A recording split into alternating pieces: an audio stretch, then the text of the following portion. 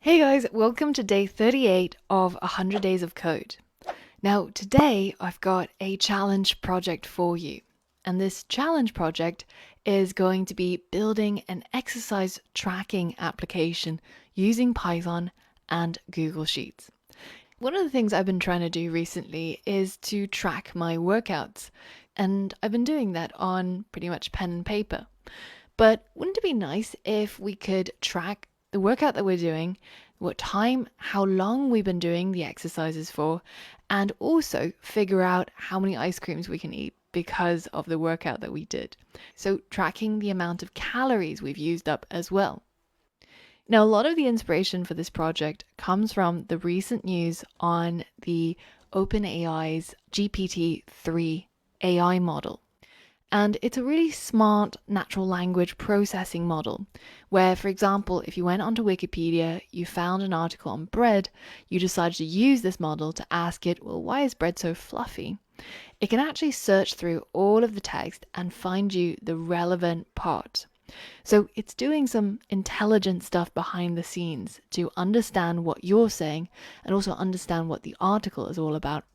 And this is called natural language processing, but it's just a very powerful one. Now, in our case, we're also going to use natural language processing, and we're going to write down the exercises that we did, but in a normal English sentence. You can imagine the situation where you're in the gym and you pull up your final Replit. So this is the link to the completed apps console. Now, I've pulled up this same page, but on the Chrome browser on my mobile phone. So this is what I might do after a gym workout or after a quick cycle. And what we're going to try and do is to get the data to go into our spreadsheet here on Google Sheets. So here I'm going to type that I ran 5K and cycled for, let's say, 20 minutes. So this is my full input, and it's pretty much just a plain English sentence. Now I'm going to go ahead and hit return to trigger the code to run, and immediately you can see that my activities have been logged. So the date and time have been added automatically.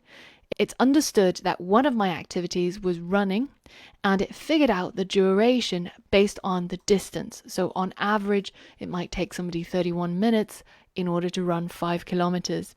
And then it's worked out the number of calories I've expended doing that activity.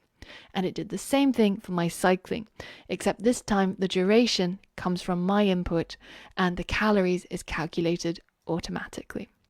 So this is really exciting, and the best part, you're going to be building it all by yourself. You're going to be using a bunch of things that you've learned so far, including the Python datetime stringftime method, using APIs, making post requests, creating authorization headers, and environment variables. You're going to be doing a bunch of this step by step by yourself. And if you head over to the next lesson, there's the instructions for how to get started. So I hope you're excited to get started, and I'll see you on the next lesson.